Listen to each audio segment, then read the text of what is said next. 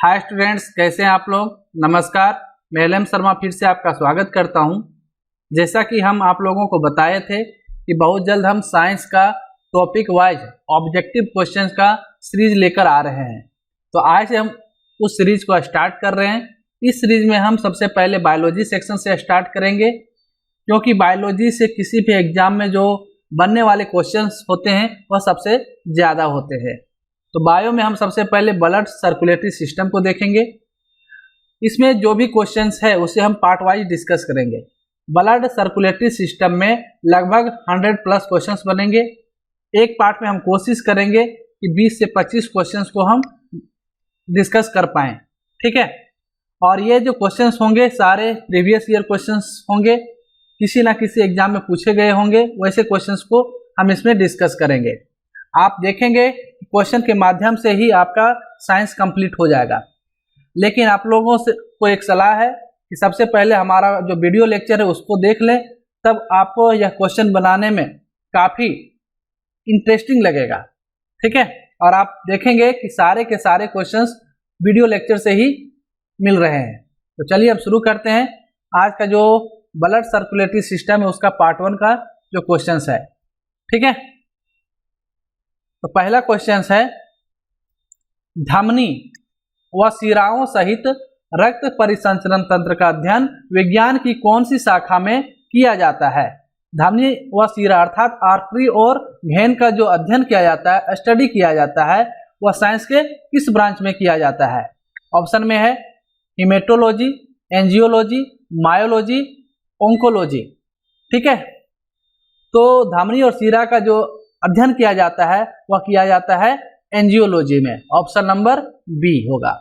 Next question है, angiology का जनक किसे माना जाता है। ऑप्शन में है कार्ल लैंडस्टीनर को, वीनर को, विलियम हार्वे को, रॉबर्ट हुक को। तो एंजियोलॉजी का जनक जो है विलियम हार्वे को माना जाता है। Option number C. इसमें हम ज़्यादा डिटेल में डिस्कशन नहीं करेंगे, क्योंकि वीडियो लेक्चर में हम ऑलरेडी काफ़ी डिटेल में सारी चीज़ को अध्ययन किए हैं। तो यहाँ बस हम क्वेश्चंस का ऑप्शन जो है थोड़ा बहुत डिस्कशन करके आगे बढ़ेंगे, ठीक है। नेक्स्ट क्वेश्चन है, ब्लड का अध्ययन किया जाता है। ऑप्शन में है फाइकोलॉजी, माइकोलॉजी, हिमेटोलॉजी, इकोलॉजी। तो ब्लड का अध्ययन किया जाता है हिमेटोलॉजी में। ऑप्शन नंबर सी होगा। फाइकोलॉजी में हम लोग किसका अध्ययन करते हैं, शैवाल का अध्ययन करते हैं, ठीक है। माइकोलॉजी में हम लोग कवक का अध्ययन करते हैं। हिमेटोलॉजी में हम लोग ब्लड का अध्ययन करते हैं, ठीक है। नेक्स्ट है, एक सामान्य व्यक्ति में ब्लड की मात्रा होती है, अर्थात एक एवरेज पर्सन में ब्लड की कितनी मात्रा होती है।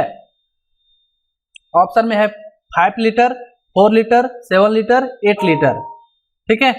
तो सामान्य व्यक्ति के ब्लड में जो मात्रा होता है सामान्यतः वह होता है कितना, 5 लीटर। क्लियर है। Option number A. नेक्स्ट है, किसी व्यक्ति में ब्लड की मात्रा उसके कुल भार की लगभग होती है, अर्थात किसी व्यक्ति का जो टोटल वेट है उसका कितना मात्रा उसके शरीर में ब्लड का होता है। ऑप्शन में है 2 से 3%, 3 से 4%, 7 से 8%, 10 से 12%। तो यह जो मात्रा होता है वह 7 से 8% होता है। कहने का अर्थ हुआ कि मान लीजिए कोई व्यक्ति 100 kg का है, तो उसमें जो है 7 से 8% अर्थात 7 से 8 लीटर का लीजिए या केजी का लीजिए, जो है उसमें ब्लड की मात्रा होगी। ऑप्शन नंबर क्या हो जाएगा, सी। नेक्स्ट है, ब्लड अर्थात रक्त का पीएच मान होता है। ब्लड का पीएच मान कितना होता है, यह बहुत ही इंपॉर्टेंट क्वेश्चन है, बार बार एग्जाम में पूछे जाते हैं। ऑप्शन में है 6.8, 7, 7.4 एंड 6। तो ब्लड का पीएच मान होता है 7.4। पीएच का फुल फॉर्म क्या होता है या आप कमेंट सेक्शन में बताएं, हम आपको बहुत अच्छे से बताए हुए हैं, ठीक है। तो ब्लड का पीएच मान कितना होता है, 7.4। ऑप्शन नंबर क्या हो जाएगा, सी। नेक्स्ट क्वेश्चन है, ब्लड किस प्रकार का उत्तक है। ऑप्शन में है उपकला उत्तक, कंकालीय उत्तक, तरल संयोजी उत्तक, पेशी उत्तक। तो ब्लड जो है एक प्रकार का तरल संयोजी उत्तक है। तरल संयोजी उत्तक का अर्थ हुआ कि यह एक कनेक्टिंग टिश्यू है। Option number C. हमारे शरीर में डिफरेंट टाइप्स ऑफ टिश्यूज पाए जाते हैं, जैसे epithelial tissues, connective tissues, muscle tissues and nervous tissues. ठीक है, तो ब्लड जो है हमारा एक क्या है, कनेक्टिव टिश्यू है, यह जो है मतलब जोड़ने का कार्य करता है। क्लियर है, कौन, ब्लड। ऑप्शन नंबर क्या हो जाएगा, सी। नेक्स्ट है, ब्लड का सर्वाधिक भाग कौन बनाता है। ऑप्शन में है प्लाज्मा, आरबीसी, डब्ल्यूसी और प्लेटलेट्स। तो आप लोगों को मालूम है कि ब्लड में प्लाज्मा भी पाया जाता है, आरबीसी भी पाया जाता है, डब्ल्यूसी भी पाया जाता है और प्लेटलेट्स भी पाया जाता है। लेकिन क्वेश्चन पूछा जा रहा है कि ब्लड में सर्वाधिक भाग किसका होता है, अर्थात सबसे ज्यादा कौन सा पाया जाता है, प्लाज्मा, आरबीसी, डब्ल्यूसी और प्लेटलेट्स में। तो ब्लड में जो है सबसे ज्यादा पाया जाता है प्लाज्मा। कितना प्लाज्मा पाया जाता है, और यह 55% के आसपास में होता है। ठीक है, बाकी 45% में आपका आरबीसी, डब्ल्यूसी और प्लेटलेट्स होता है। ठीक है, तो मैक्सिमम पार्ट किसका होता है ब्लड में, प्लाज्मा का होता है। क्लियर है। नेक्स्ट क्वेश्चन है, उसके पहले हम प्लाज्मा के बारे में थोड़ा देख लेते हैं, प्लाज्मा है क्या। ठीक है, तो प्लाज्मा जो है यह आपको बताया कि यह रुधिर का लगभग 55 से 60% जो भाग जो होता है वो प्लाज्मा का होता है। और प्लाज्मा में लगभग जो वाटर का जो रेशियो है, जो जल पाया जाता है, वह टोटल कितना है, 90 से 92%। और जो बचा हुआ मात्र 7% है, उसमें प्रोटीन, ग्लूकोज और साल्ट आदि इसमें पाए जाते हैं। किसमें, प्लाज्मा में। नेक्स्ट है, प्लाज्मा में जो है फाइब्रिनोजेन और ग्लोब्युलिन और एल्ब्यूमिन, ये 3 प्रकार के प्रोटीन पाए जाते हैं। किसमें, प्लाज्मा में। आपसे क्वेश्चन पूछा जा सकता है कि प्लाज्मा में कौन कौन से प्रोटीन पाए जाते हैं, तो कौन कौन से पाए जाते हैं, फाइब्रिनोजेन, ग्लोब्युलिन और एल्ब्यूमिन। ठीक है, नेक्स्ट है कि इसका कार्य क्या है, तो ग्लोब्युलिन और एल्ब्यूमिन जो है रुधिर प्लाज्मा के परासरण दाब को नियंत्रित करता है, और इसकी कमी से क्या होता है, यदि यह जो प्रोटीन है कौन कौन, ग्लोब्युलिन और एल्ब्यूमिन यदि हमारे शरीर में प्रॉपर मात्रा में नहीं है तो कोशिकाओं में पानी भर जाता है। ठीक है, हमारे जो सेल्स होता है उसमें पानी भर जाता है, और जिसके कारण जो टिश्यूज होते हैं वो फूल जाते हैं, और इस रोग को हम क्या कहते हैं, क्वाशियोकर रोग कहते हैं। ठीक है, और इसके अलावा जो है रुधिर प्लाज्मा में विटामिन, एंजाइम्स और हार्मोन्स भी इसमें मिले होते हैं। ये सारे प्लाज्मा के फंक्शन है। रुधिर प्लाज्मा में हार्मोन्स, कार्बन डाइऑक्साइड और ऑक्सीजन भी घुले हुए होते हैं। रुधिर प्लाज्मा जो है मुख्य रूप से भोज्य पदार्थों के संवहन तथा ताप नियंत्रण में सहायता प्रदान करता है। कौन, प्लाज्मा। तो ये कुछ डिटेल्स था प्लाज्मा के बारे में। नेक्स्ट क्वेश्चन है, ब्लड का कितना प्रतिशत भाग प्लाज्मा बनाता है। ऑप्शन में है 45%, 55%, 95%, 20%। तो ब्लड का जो है लगभग 55 से 60%, ठीक है, प्लाज्मा का होता है। नेक्स्ट है, प्लाज्मा में जल की मात्रा होती है, अभी आपको बताया वह जो मात्रा होता है कितना, ऑप्शन में 70 से 72%, 80 से 90%, 8 से 10%, 90 से 92%। तो प्लाज्मा में जो जल का मात्रा होता है वह होता है 90 से 92%। Option number D. नेक्स्ट है, किस प्रोटीन को प्रतिस्कंदन अर्थात एंटीक्लोटिंग प्रोटीन के नाम से जाना जाता है। देखिए, जो इंग्लिश मीडियम के हैं तो जो भी वर्ड हैं जिसे आपको हिंदी में समझने में दिक्कत हो रही होगी उसे हम इंग्लिश में बोल देंगे, तो आप ध्यान से सुन लेंगे। ठीक है, बाइलिंगुअल में क्या होता है कि पीपीटी ढंग से नहीं बन पाता है। ठीक है, तो किस प्रोटीन को प्रतिस्कंदन अर्थात एंटीक्लोटिंग प्रोटीन के नाम से जाना जाता है, अर्थात ऐसा कौन सा प्रोटीन है जो ब्लड के थक्का को जमने नहीं देता है। ऑप्शन में है प्रोथ्रोम्बिन, फाइब्रिनोजन, हिपेरिन और एल्ब्यूमिन। तो आप लोगों को मालूम है हमारे ब्लड में ये सारे प्रोटीन्स पाए जाते हैं। देखिए, क्वेश्चन पूछा जा रहा है कि निम्न में से कौन ऐसा प्रोटीन है जो एंटीक्लोटिंग अर्थात रक्त का थक्का जमने नहीं देता है। ठीक है, तो इसमें ऑप्शन हो जाएगा हिपेरिन। हिपेरिन जो है रक्त के थक्का को जमने नहीं देता है, ठीक है, शरीर के अंदर में, जबकि प्रोथ्रोम्बिन और फाइब्रिनोजन जो है ये रक्त के थक्का को बनाने में मदद करता है। तो ऑप्शन नंबर इसमें क्या हो जाएगा, सी। नेक्स्ट क्वेश्चन है, निम्न में से कौन सी प्रोटीन रक्त का थक्का बनाने में सहायता करती है। ऑप्शन में है प्रोथ्रोम्बिन, फाइब्रिनोजन, दोनों। तो और हिपेरिन। तो हिपेरिन तो एंटी क्लोटिंग प्रोटीन है, अर्थात यह रक्त के थक्का को जमने में मदद नहीं करता है। यह हमारे शरीर में जैसे थक्का नहीं बनता है, वह इसलिए क्योंकि इसमें हिपेरिन होता है। लेकिन जैसे ही हम कट जाते हैं तो ब्लड क्लोटिंग के कारण रक्त का बहाना रुक जाता है। वह इसलिए होता है क्योंकि हमारे ब्लड में प्रोथ्रोम्बिन और फाइब्रोनोजन ये दोनों प्रोटीन पाए जाते हैं, जिसके कारण से रक्त का थक्का बन पाता है। तो ऑप्शन क्या हो जाएगा? सी, क्योंकि दोनों मदद करता है। नेक्स्ट है, निम्न में से कौन सी प्रोटीन मानव शरीर के अंदर रोग प्रतिरोधक क्षमता पैदा करती है, अर्थात इम्यून सिस्टम को डेवलप करता है? ऑप्शन में है एल्बुमिन, ग्लोबुलिन, हिपेरिन, ग्लोबिन। ठीक है, तो हमारे अंदर जो प्रतिरोधक क्षमता है, इम्यून सिस्टम जो पैदा करता है, वो करता है कौन? ग्लोबुलिन। ठीक है, बहुत इंपॉर्टेंट क्वेश्चन है, इसे आप ध्यान में रखेंगे। नेक्स्ट है, प्लाज्मा में सर्वाधिक मात्रा में पाए जाने वाले प्रोटीन है, अर्थात प्लाज्मा में कौन सा प्रोटीन सबसे ज्यादा पाया जाता है? ऑप्शन में है हिपेरिन, एल्बुमिन, केसिन, प्रोथ्रोम्बिन। तो इनमें से जो है सबसे ज्यादा एल्बुमिन पाया जाता है हमारे प्लाज्मा के अंतर्गत में, सबसे ज्यादा मात्रा में। केसिन तो आप लोगों को मालूम होगा कि यह मिल्क में पाया जाता है। ठीक है, नेक्स्ट क्वेश्चन है, रक्त का थक्का बनाने में कौन सी विटामिन सहायता करती है? ऑप्शन में है फिलोक्विनोन, अर्थात विटामिन के को किस नाम से जाना जाता है? फिलोक्विनोन से। विटामिन बी को थायमिन कहा जाता है, विटामिन डी को कैल्सीफेरोल कहा जाता है, विटामिन ई को टोकोफेरोल कहा जाता है। ठीक है, तो क्वेश्चन पूछा जा रहा है कि रक्त का जो थक्का है बनाने में कौन सी विटामिन सहायता करता है। ध्यान दीजिएगा, यहाँ पे प्रोटीन नहीं है। प्रोटीन रहता तो क्या हो जाता? फाइब्रोनोजन और प्रोथ्रोम्बिन। लेकिन विटामिन, कौन सा विटामिन है जो रक्त का थक्का बनाने में मदद करता है? तो वह है आपका विटामिन के। इसलिए आप जानते होंगे या देखे होंगे कि जब किसी का ऑपरेशन होने वाला होता है तो डॉक्टर उसको सबसे पहले विटामिन के का इंजेक्शन लगाता है ताकि रक्त का बहाव ज्यादा ना हो सके। ठीक है, तो कौन सा विटामिन के जो है वह रक्त के थक्का को बनाने में मदद करता है? Option number A. Next question है, कौन सा तत्व रक्त का थक्का बनाने में सहायता करता है? ध्यान दीजिएगा, यहाँ तत्व है, प्रोटीन बोलेगा तो आपका क्या हो जाएगा? प्रोथ्रोम्बिन और फाइब्रोनोजन। और यदि आपका तत्व बोलेगा तो हो जाएगा कैल्शियम। क्या? कैल्शियम। ठीक है, और विटामिन बोलेगा तो विटामिन के। तो यहाँ रक्त का तत्व, यहाँ क्वेश्चन क्या पूछा जा रहा है? कौन सा तत्व रक्त का थक्का बनाने में सहायता करता है?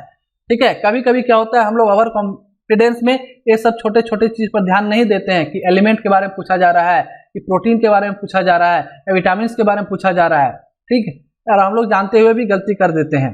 ठीक है, तो यहाँ पे देखिए मैग्नीशियम और सोडियम तो होगा नहीं। ठीक है, ये Na+ है, तो हम लोग क्या है कि यदि इस पर ध्यान नहीं देंगे तो K+ भी मार सकते हैं। ठीक है, लेकिन यहाँ तत्व है तो यहाँ पे क्या हो जाएगा? कैल्शियम। तो Ca2+ जो है रक्त के थक्का बनाने में मदद करता है। ऑप्शन नंबर ये हो जाएगा। नेक्स्ट है, निम्न में से कौन सी प्रोटीन का निर्माण लीवर या फिर यकृत में होता है? ऑप्शन में हिपेरिन, प्रोथ्रोम्बिन, फाइब्रोनोजन और उपयुक्त सभी। तो उपयुक्त सभी प्रोटीन का निर्माण हमारे लीवर के अंतर्गत में होता है। ये जो भी प्रोटीन है यह कहाँ होता है? हमारे शरीर के अंदर में जो लीवर है उसके अंतर्गत में। ठीक है, नेक्स्ट क्वेश्चन है, आरबीसी अर्थात लाल रक्त कणिकाओं का निर्माण मानव शरीर के अंदर कहाँ से होता है? ऑप्शन में है अस्थि मज्जा से, थाइमस ग्रंथि से, लार ग्रंथियों से, कोई नहीं। अस्थि मज्जा मतलब हुआ बोन मेरो। ठीक है, तो आरबीसी का जो निर्माण होता है हमारे शरीर के अंदर में वह होता है बोन मेरो से, अर्थात अस्थि मज्जा से। अब हम ब्लड कार्पुसल्स अर्थात रुधिर कणिकाएं के बारे में थोड़ा कुछ देख लेते हैं। तो रुधिर कणिकाएं, रुधिर का लगभग 40 से 45% होता है, अर्थात जो ब्लड कार्पुसल्स है वह ब्लड का कितना है? 40 से 45% है। कितना है? 40 से 45%। और आपको बताया था 55 से 60% क्या होता है? वह होता है प्लाज्मा। क्लियर है? ब्लड को सबसे पहले दो भाग में बांट के देख लिए, इसमें ब्लड कार्पुसल्स में और प्लाज्मा में। प्लाज्मा होता है 55% मान लीजिए। ठीक है, प्लाज्मा कितना हो गया? 55%। और कार्पुसल्स कितना हो गया, ये हो गया लगभग 45%। अब दोनों जोड़ेंगे तो 100% हो गया। अब हम क्या है देखेंगे कि इसे जो कार्पुसस है इसे मुख्यतः 3 भागों में बांटते हैं। किसमें किसमें, आरबीसी, डब्ल्यूसी और प्लेटलेट्स में। ठीक है, आरबीसी में क्या होता है कि इसका जो निर्माण होता है आरबीसी का, वह भ्रूणावस्था में, अर्थात जब बच्चा गर्भ में होता है तो उस समय जो आरबीसी का निर्माण होता है वह यकृत में होता है।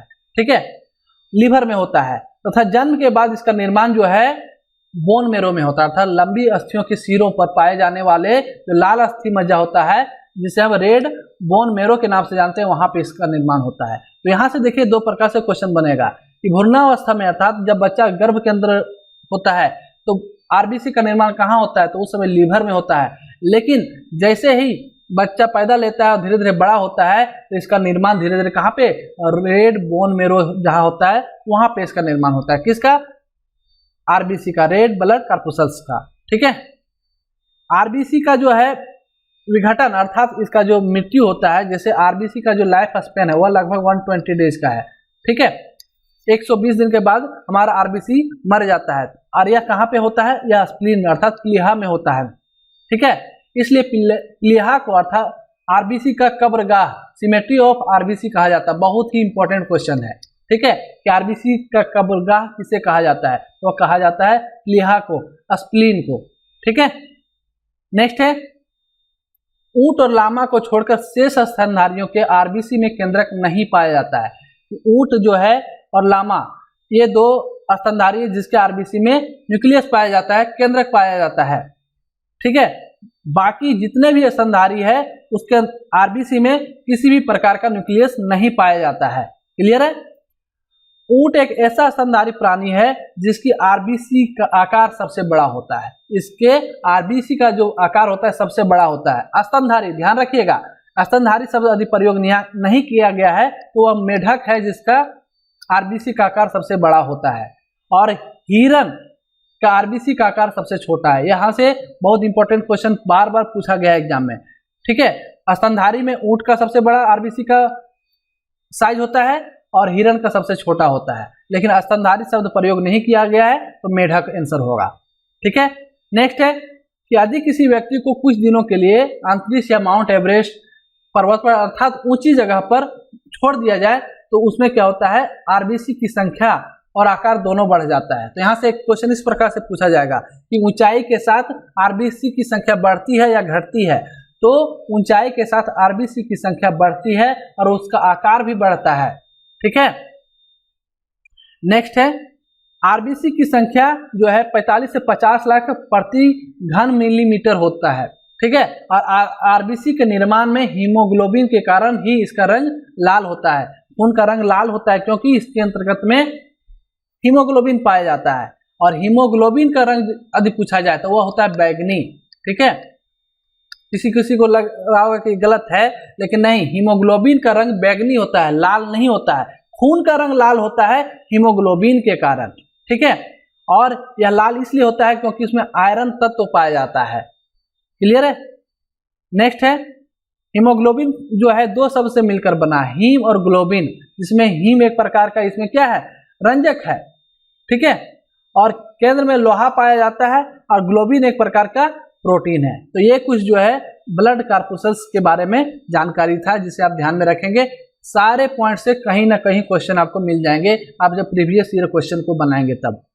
ठीक है, नेक्स्ट क्वेश्चन है, निम्न में से कौन सा कथन असत्य है अर्थात सत्य नहीं है। ऑप्शन में है, भ्रूणीय अवस्था में आरबीसी का निर्माण प्लीहा व लीवर से होता है। नेक्स्ट है, स्तनधारियों की आरबीसी में केंद्रक अनुपस्थित होता है, लेकिन ऊंट व लामा की आरबीसी में केंद्रक उपस्थित होता है। ठीक है, आरबीसी का आकार जो है बायकनकेव होता है। नेक्स्ट है, आरबीसी का जीवन काल 160 दिन का होता है। इसमें ऑप्शन ए, बी और सी सही है और ऑप्शन डी गलत है, क्योंकि अभी आप लोगों को बताया कि आरबीसी का जो लाइफ स्पेन होता है वह 120 डेज का होता है, ना कि 160 दिन का। कितना दिन का होता है, 120 दिन का। ठीक है, क्लियर है, लगभग 4 माह। नेक्स्ट क्वेश्चन है, सबसे बड़ी आरबीसी किसकी होती है। ऑप्शन में है मेढकों, सर्पों, मनुष्य और कस्तूरी हिरण। तो हिरण का सबसे छोटा होता है, मेढक का सबसे बड़ा होता है। यहाँ कहीं मेढक नहीं रह के कभी कभी ऊंट होता है, तो वह स्थानधारी शब्द का प्रयोग करेगा। नेक्स्ट क्वेश्चन है, पुरुषों में आरबीसी की संख्या होती है, अर्थात पुरुषों में आरबीसी की संख्या कितनी पाई जाती है? ऑप्शन में है 3 मिलियन, 5 मिलियन, 7 मिलियन, 50 मिलियन। तो पुरुषों में आरबीसी की जो संख्या होती है वह कितना है? 5 मिलियन होता है, 5 मिलियन। नेक्स्ट है, मनुष्य की आरबीसी का जीवन काल कितना होता है? ऑप्शन में है 120 दिन, 140 दिन, 8 से 10 दिन, 2 से 4 दिन। अभी आप लोगों को बताया कि आरबीसी का जो लाइफ स्पेन होता है वह 120 डेज होता है। ऑप्शन नंबर क्या हो जाएगा? ये। नेक्स्ट है, आरबीसी का कब्रिस्तान अर्थात ग्रेवयार्ड, ठीक है, कब्रगाह किसे कहा जाता है? ऑप्शन में है लिहा या तिल्ली, लार ग्रंथि, थाइमस ग्रंथि, अग्नाशय ग्रंथि। तो यह कहा जाता है स्प्लीन को, लिहा को। ऑप्शन नंबर क्या हो जाएगा? ये, ठीक है।